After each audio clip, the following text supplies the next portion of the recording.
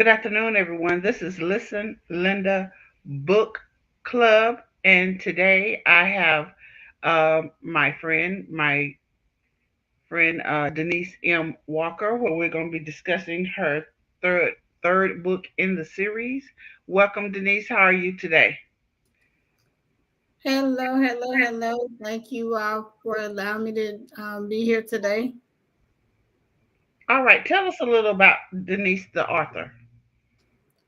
I am an author, a copy editor for children's books and Christian nonfiction books. I have penned 12 books and working on number 13. And I've done several anthologies and some articles for magazines. Um, and I'm also an educator. I'm concluding my 25th year. So that's a little bit about me. Okay, now let's start with your first two books.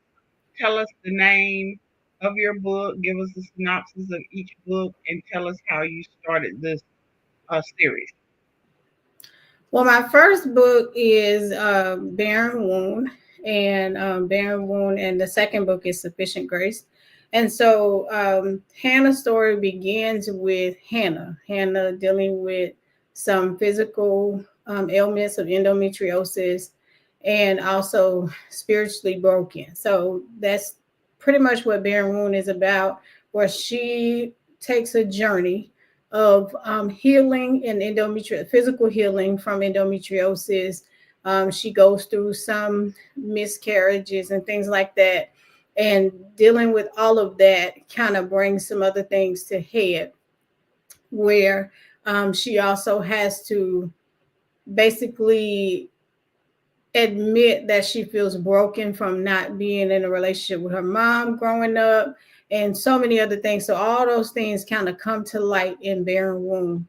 And then in Sufficient Grace is pretty much like what the title says. She sees that God's grace is sufficient. And so the doctors tell her in Barren Womb that her and her husband that they can't have children and all the things that kind of was what happened with me. And but then in Sufficient Grace, God gives her and her husband a child. And so she still is dealing with the spiritual side of barrenness, where she's still learning to trust God and also building a relationship now with her mom in Sufficient Grace. And that's pretty much overall what those first two books are about. So, how did you come to start the series?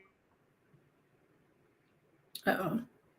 So I came to start the series um, actually because of my own experience. So my own experience was dealing with endometriosis myself, and it not being a topic that a lot of people deal with, and it's also a taboo topic because there's a lot of things people don't like to talk about certain things. And so one day God began to tell me that he wanted me to share my story about having endometriosis. And so that's pretty much where it came from.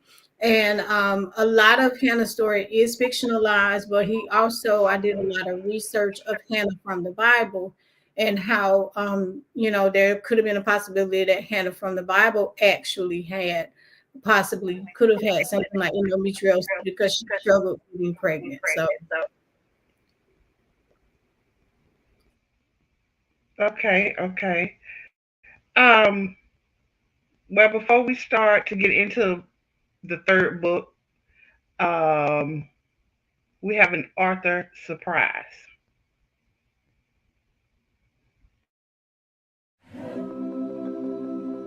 Y'all, I'm Hannah Jefferson, and I'm trying to walk this path the Lord set before me. But let me tell you, it ain't easy. This vision of mine, to open a women's development center, it feels like I'm lost in a thick, dense fog. I can't see what's coming, not even a few steps ahead. It's scary, y'all. I've been praying, Lord, give me the strength to do this. But sometimes I wonder why me. We've been meeting with the board for months now, trying to figure out how to make this center a reality. But the money ain't there, and I'm starting to question if I'm ready for something so big. It's like I'm having a Jonah moment, y'all know? Wanting to run from God's calling. But then I remember there's nowhere to hide from the Lord's purpose for you. So here I am, facing my fears, trusting that my faith will bring me through. Because at the end of the day, this ain't just about me, it's about helping women overcome their hurdles. It's about giving them the tools to live and not die without their purpose fulfilled. We've got ideas like internships and community partnerships to keep this dream alive. And let me tell you about our bake-off fundraiser idea. My mama and mother-in-law are ready to throw down in the kitchen.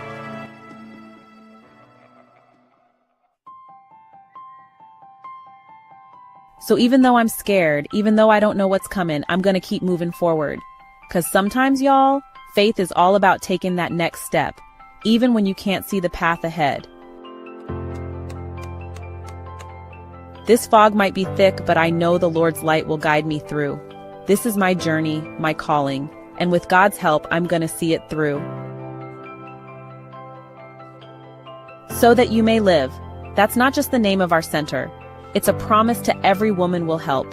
Y'all come along with me on this journey of faith, fog, and redemption. We're just getting started.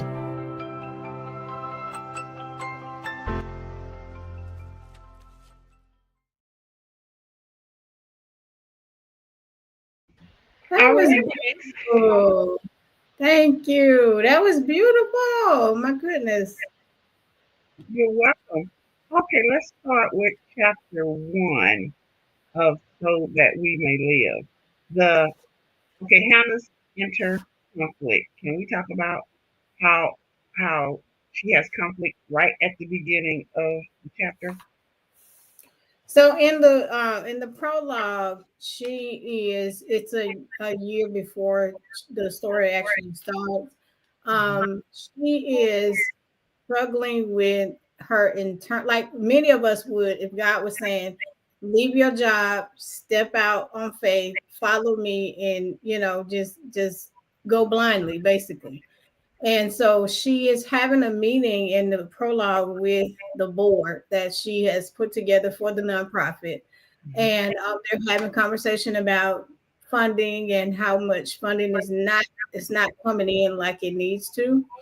And so she is now, that's really making her mind wonder because she doesn't, she's a teacher in the story, and she's used to a steady income. And so now she's questioning. And so this story is really a story of really trusting God, like a Jonah moment, like, stepping out there, not running from God. And so she's having a Jonah moment where she wants to flee. She wants to run. She wants to give up on it. And so, but the board, some of the board members there are ministers. And so they begin to tell her that they're going to make sure that she does what God has called her to do and walk out her purpose. Okay. What specific behaviors or characteristics make such a good mentor to Hannah during her internal struggle? Um, what makes a good mentor is somebody who will tell her the truth and not what she wants to hear. Um, and that's been my own testimony of not telling me what makes me comfortable, but are you obeying God? Because a lot of times it's about the purpose God called us to do. Well, it is not a lot of times, but it is about God's purpose, what He called us to do, and not our emotion. And so helping her, yes, deal with her emotions, but not telling her what she wants to hear, what she needs to hear. Okay. Okay, faith versus fear. When Miss Priscilla challenges Hannah by informing her that delayed obedience is still obedience. Can you talk about that statement a little bit? Delayed obedience is still disobedience is when God has told us to do something and we kind of say, well, Lord, we'll wait till the timing is perfect. We'll wait until this is in place and that is in place. We're still disobeying him because we're still trusting in ourselves.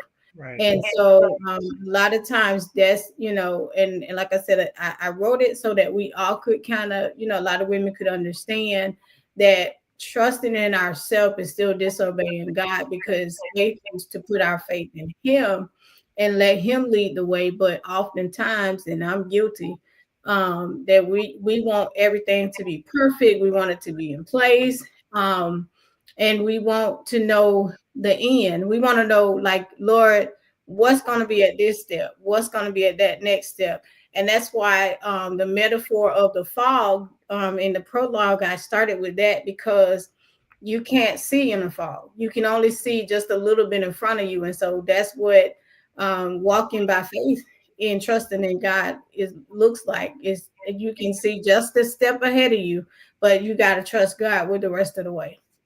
Right, right.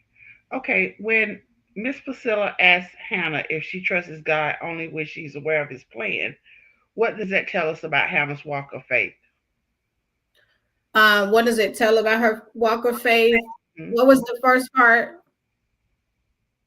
when When Priscilla asked Hannah if she trusted God only when she was aware of his plan, what does that tell us about Hannah's walk of faith?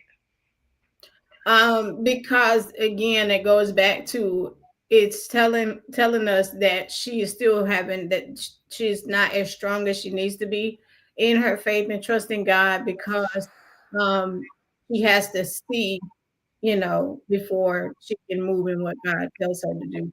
And again, it has, I mean, I'm guilty of that. I think a lot of us are guilty of, um, there are times where we're rocky in our faith and trusting God. Especially, it's easy to trust God when we can see what's coming, what's next, and the next step after that. But it's harder to trust God when you don't know what's next. You don't know what's going to happen. Okay. Let's back up. Can you tell us who Priscilla is to Hannah? So Priscilla is Hannah's mentor. She is an older lady who attends her well, Hannah started attending her church back in Barren Womb, Mhm. and they connected that way, and she's been mentoring her ever since. And she's kind of more like a mama to her. She has a mama role where she comes to her, she trusts her, because she even met Miss Priscilla when she didn't have a relationship with her mom. And so Miss Priscilla was one that mentored her even in that, and how to get to faith in Christ, but also being able to love her mom through the situation that she went through with her mom. And then even now, so she hasn't left her side. She's still there with her. Okay. There is symbolism in the chapter 2 where they're at Homestyle um, Haven, I think it is, Mhm. and it represents comfort, wisdom, nourishment. But what do you? Why did you add that particular scene in there in chapter 2? Homestyle Haven. You said where she goes to meet with Miss Priscilla. Yes, yes. You mean the title of the restaurant or the? Tell us about that scene. Well, it does represent comfort, but she hadn't seen her in a while. And also I love little diners, little restaurant, like things like that. And so I made it up. I came up with a place that they would have, gone to several times to meet up and have soup and sandwiches. It's kind of like some of the restaurants like Panera Bread, but I didn't want to say Panera Bread in the story. Mhm. So that's the reason why I added that. But just having that time to have conversations, spend time with people and have real live conversations while you're eating. That was the main reason why I wrote that part. Okay. So, um, to the next one. Now, in chapter two, um, you say Hannah, Miss Priscilla was Hannah's mentor, and why do you think they continue to have such a relationship, a faith-based relationship? What do you, why do you think Hannah keeps, like coming back to Miss Priscilla? I believe it's because she trusts her. Hmm. And she's been there. From Baron Moon, Hannah struggled with trusting people because of her experience. And when she got to know Miss Priscilla and understood, Miss Priscilla is also her hairdresser. And so she goes to her and continues to go to her because she knows that she can trust her, and she can trust her with her confidence, and she's not an older lady who would go and tell all her business and all of that. So she trusts her, and I really believe that's why she still goes to, and they're still connected, and they do attend the same church. Mhm. How might faith play a part in decision in Hannah's decision making process? Let's see. I mean, it's has to play a complete role in the her decision making process, because if she doesn't have faith, she's gonna make her own. She's gonna go by her own thinking Hmm. and her own, what she feels should be right and what she feels should be wrong, as opposed to, and then again, as opposed to her listening to the voice of God. So she has to hear God so that she doesn't make a bad decision.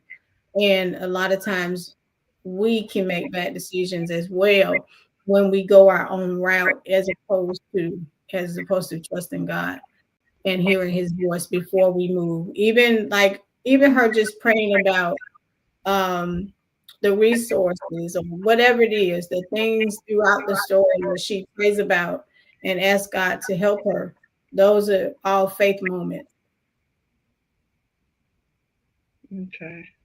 Do we have any questions in the chat? I got a question. Um, with um, in the third book, because I actually read both of the books, and so with the third book, first of all, I want to say I was really really proud of Hannah for how she was able to overcome the things that she went through in the first two books and still be able to reach out and help other women. I thought that that was phenomenal. Um, I want to know from an author's perspective, um, was it emotional for you to write the third chapter after, like, really the whole redemption series?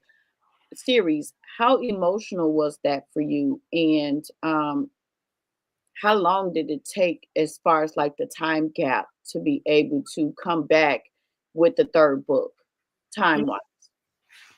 That's a good question. So it was very emotional for me, especially Barren Moon. So I'm gonna start with Barren Moon. Barren Moon is very close. Barren Moon and Sufficient Grace very close to me, but Barren Moon, because I too didn't have a relationship with my mom growing up. I too struggled with endometriosis and so many things. So when I wrote Barren Wound, it took me 2 years to write Barren Wound because there were times I would literally push my computer and start crying because it was God healing me so that I can get the story out. But so that one, it took me about 2 years to write, and then Sufficient Grace, it was a year later that I wrote Sufficient Grace. Sufficient Grace was a little bit easier because it was the triumph story. Her triumphing with being able to get pregnant. Her mom is now there. Her mom was in the delivery room with her and all of that. So she's building that relationship with her mom that she never had. So That You May Live was very difficult as well for me to write. This one was the one that was the most fiction. It was pretty much the whole 99% of it was fiction. However, there's a character, and I'm not going to give it away, but there's a character in So That You May Live that um, I wrote that was similar to one of my friends who passed away, and I called it So That You May Live because she died before she completed her purpose. She had a massive stroke, and it had a lot to do with a lot of the things that I deal with in So That You May Live. And the reason for the title of, so you may, as the women, instead of us giving up and leaving before our purpose is complete, to reach out and grab each other's hand and say, hey, come on, let's do this, so we all can live and move out God's purpose. So That You May Live and Barren Wound were very, very emotional for me to write, because again, the first one was a lot of my story but fictionalized. But So That You May Live, there's an element, one part of the story that my one friend, who about 3 years ago, she just collapsed and had a massive stroke. And she was my close friend. We talked every other day. And she was in a situation, she was in a relationship, then she kept going into that relationship and going back. And this person was taken from her, and he just took from her, and there was no adding to her life, and to the point where her blood pressure was so high. Um, when they got on the scene to take her blood pressure, they couldn't read her blood pressure. It was that high. And so they told us that the moment that she collapsed, her brain separated from her body. So there was no brain activity.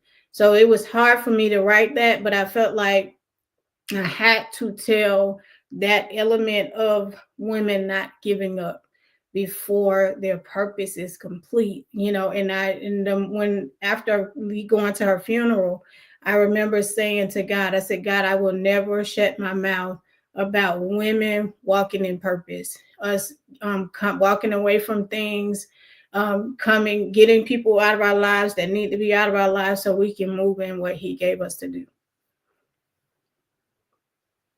Okay, can you read an excerpt from this book?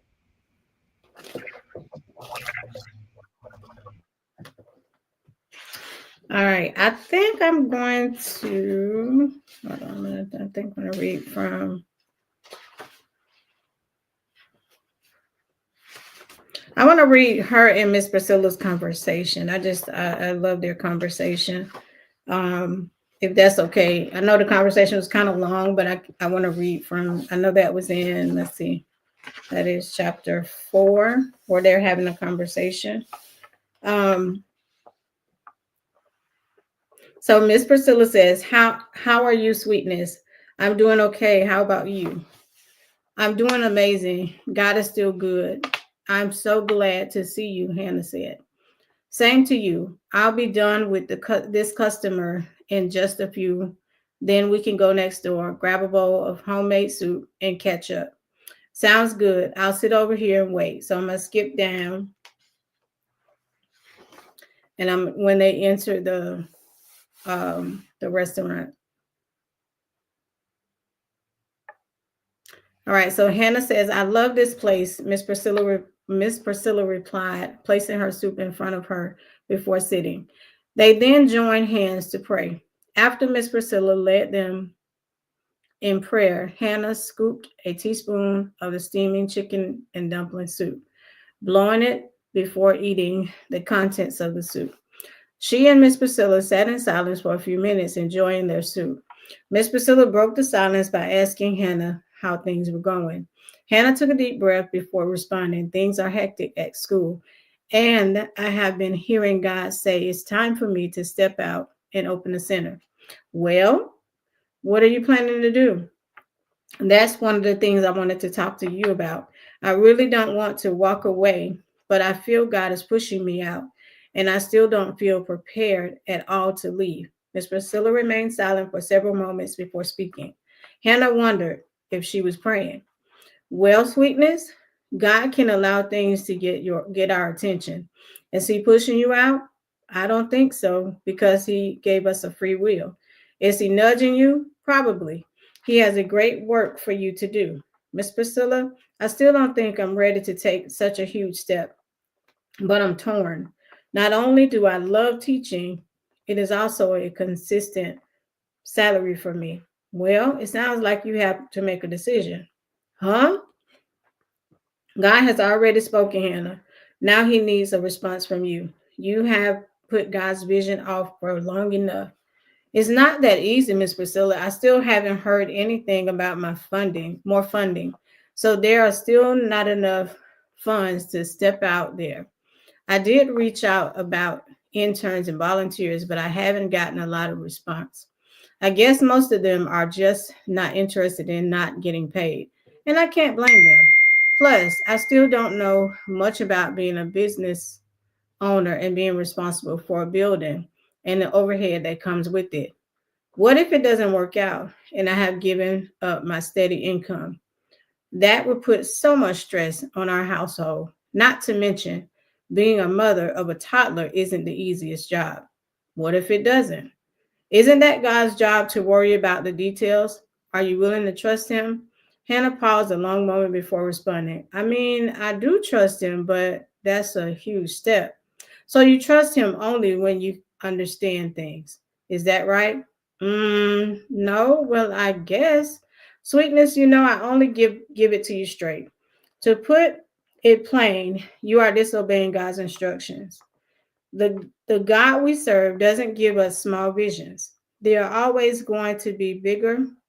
They are always going to be bigger than we are because it is the Lord who will get the glory in our lives. So if he is going to get the glory, of course, it won't be easy because we have to trust him every step of the way. I hear you. I do plan to obey, just not right away, or just not right now. I don't need to remind you about the cost of living, even though Levi says he's got me. I want to help and not become a burden on him. Delayed obedience is still disobedience. It sounds like God has already moved on your husband's heart. He is just waiting on you to move in his instructions. Amen. I like that. Donna has a comment or question. Go ahead.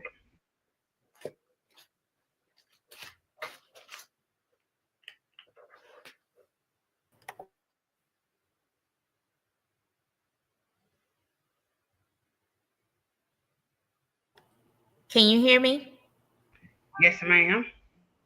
Oh, I just had a comment. I was reading the beginning, and you said you were struggling with having kids and then having an entrepreneurship. Um what for you was your biggest task? Was it after having your child or before, besides starting your own business and being an entrepreneur? Mine was after because my son is now 21. So and he was in middle school when I started my business. So it was after mine was just and not being fearful. I guess that's why I deal with a lot of the fear in the story because that mine had a lot to do with fearful. What would people think? Would it be right? So I dealt with a whole lot of fear. So I could write a lot about entrepreneurship with Hannah because I was dealing with, from the time that I've been doing it almost 10 years now. But I dealt with a lot of fear. So mine was afterwards. And I have this, the support. My son is, like I say, he's older. My husband helps out, but it's just me being fearful of even sometimes, just like with Hannah, when she says in the story about coming out and giving up, steady income. That's something that's still that's battling with, even though I'm an educator myself. God hasn't called me out of the classroom, but what do I do when he does? You know what I'm saying? So just dealing with fear. Right, because you cover a lot that a lot of us women deal with, because being an entrepreneur and being a mom, it becomes overwhelming because we're constantly looking for the support when it comes to being in business. And then when you feel like you don't have the support, you're like, okay, I don't feel like this is for me. But it feels like God Mhm. keeps putting it in your way and saying, this is what I have for you. But you're constantly feeling like, okay, if I don't get the support, what am I doing here? Mhm. Mhm. And I always, I've heard people say that because I have a friend who's she's a mom. Her son is younger, and I think he's probably about 7 now, and she struggles with that. She's married, but she struggles with the she's a teacher, and she's an entrepreneur and a writer. And so one of the things I tell her is, I heard Francine Rivers, I don't know if you know her, she's a Christian author, but I heard her say one time, if we are the only one, or if only one person does or buys our product or something, we've obeyed God. So I think of it in a different mindset of obedience to God. Because when I first started writing, nobody really knew me. I didn't, my first book, I didn't sell a lot, but I kept going. I just kept going. I just kept, because I wanted to give up, and I wanted to say, you know what, this may not be for me. Editing may not be for me. The things that he has me doing, but he kept saying, "What did I tell you to do? What did I tell you Right. to do?" So I remember to just keep going and keep pressing forward, because he's gonna give up. You're gonna see it on the other side. And I'm seeing it on the other side of things, because it's gonna be oppressing when we first start off. It is a lot of us pouring into the business, um, and like for me, I did a lot of purchasing of things, and then I wasn't getting a lot of business at first, but it was just me building up. So just remember that, on the other side of it, you're gonna see, the the growth of it on the other side, and it goes a Thank little bit at a time. thank you. All right. In the comments, Sandra says, "Thank you for telling the story, especially during this month of women history. I see in Hannah a woman who did not realize her strength. Since it's book 3, I would like to know if she has always locked the feeling of self worth. Lack So the self last worth. part, Yeah. yeah. Oh, lots of feeling.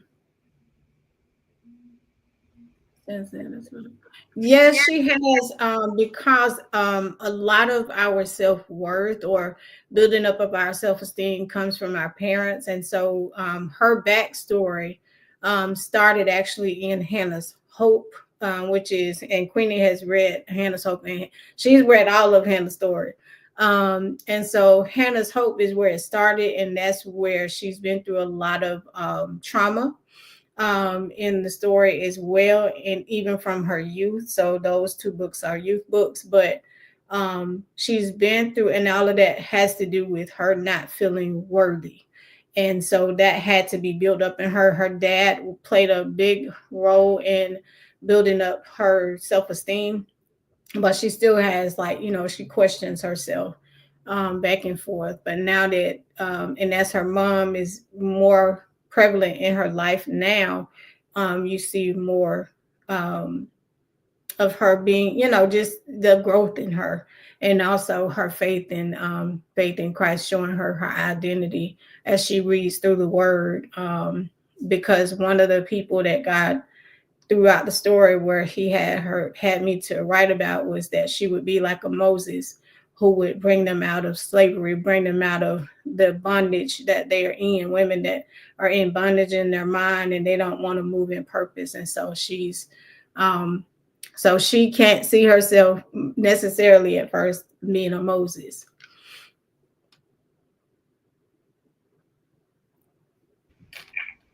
Myra, you want to go ahead and ask your question? Yes. Um, did she have? I had endometriosis too, and Mhm. that's really, really painful. And I sympathize with what she went through. And yeah, we do doubt. Cause sometimes I be wanting to step out there, but I'm scared that Mhm. something gonna happen and I can't. It's like I want to control it. I know the Lord got it, but I still want to control it too, cause I'm scared. But I know He gonna work, and I see a lot of Hannah in me. Mm, that's I didn't good. have no question. I was just a comment. Cause That's I did see. I mean, I know what you went through with that endometriosis. It was painful, yes, it did. and Mm-hmm. but you know, I want to step out there too sometime with my writing, and I'm scared. But then I want to get out there. So I see Hannah in me. Right. And I say, Miss Myra, do it afraid. That's one of my phrases. Do it afraid. Like, I was terrified to bear wound. I was, and my editor, Chandra Sparks Splunge, she told me, she texted me when I was writing Bearing Wound, especially I was okay when I was writing the Bible journaling, because that's not as like like it's helping people, it's a tool to use. But the story, Barren Wound, I was like, oh my God, I can't release this story. And my editor texted me, I was done. I kept erasing and I kept erasing. I was like, well, wait a minute, I gotta do this. And Chandra said, Denise, send me that book. She said, stop, don't write anything else. It's finished. Send it to me. And she knew I was dealing with fear. Like I was terrified to release that story. And when I did, so many women, they messaged me. They, when I would go to events, they would say, Denise, oh my God, I can see myself in Hannah. And so I would say to you, do it afraid, because I was terrified. Even when I wrote So That You May Live, I was still terrified. Like, okay, this is the third book, but I'm still nervous. How is it going to come across? And and because I'm one of those people that write the taboo topics. I'm going to write about domestic abuse. I'm going to write about that kind of write it in a Christian way, but I want to write about what women are really going through. Because one of the things that came to my mind one day was Jesus went to the cross for something. He didn't, it wasn't for the feel good stuff. He had to deliver some people. And so that's what I would tell you. That would be my advice to you. Okay, Dr. Audrey, and you up next.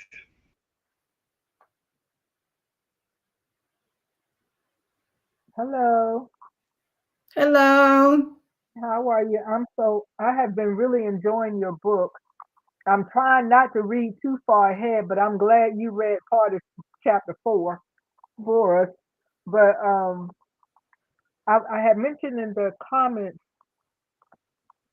a lot of us do exactly what Hannah is doing. We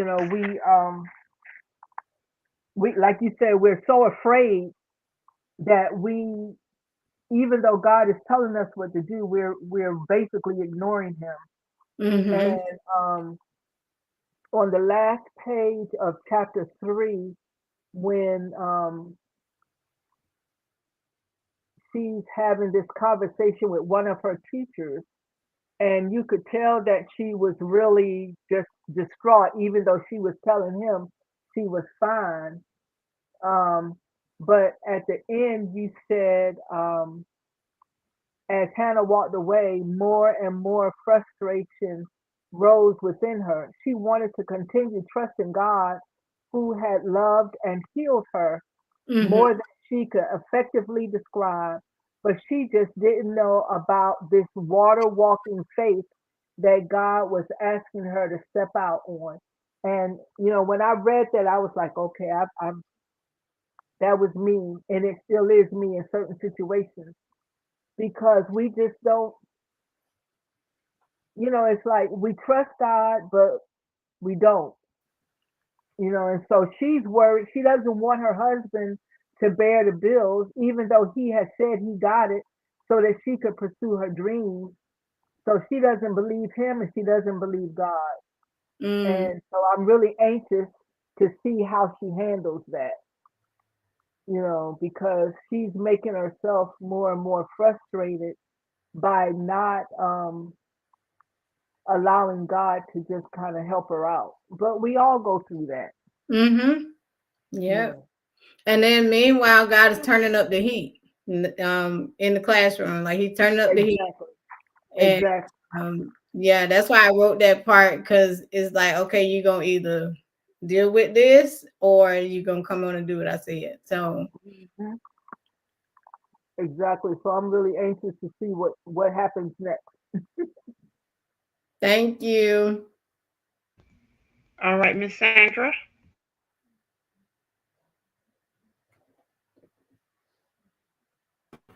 I actually asked my question. I think that Queenie, you read that question for me. Oh Uh, yeah, I think she did. okay, okay. Well, it's time for some prizes. Excuse me. So, the first prize is Sandra.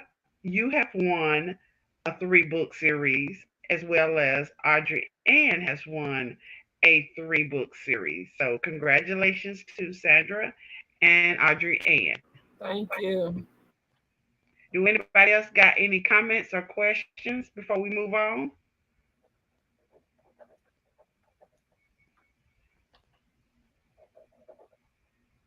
All right.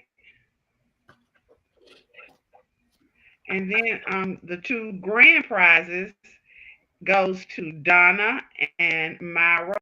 You each get a $25 gift from Cash App. And thank you everybody for participating. Um, Jacqueline, you want to come on and say anything to close us out?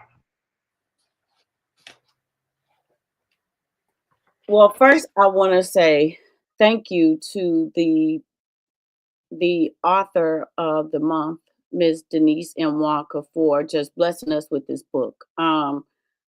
I second everything and every comment that everyone has came on to say.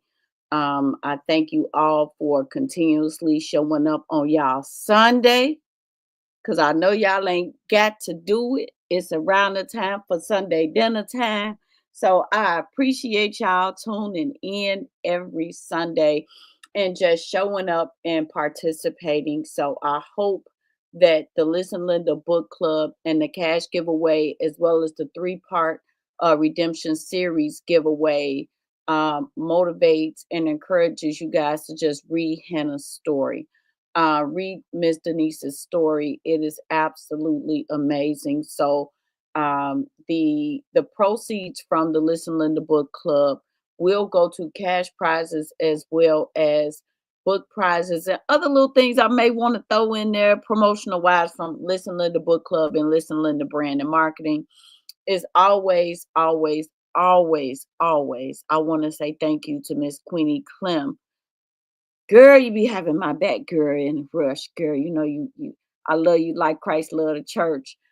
Thank you so much for moderating and just being here for Listen Linda, brand and marketing, as well as the book club.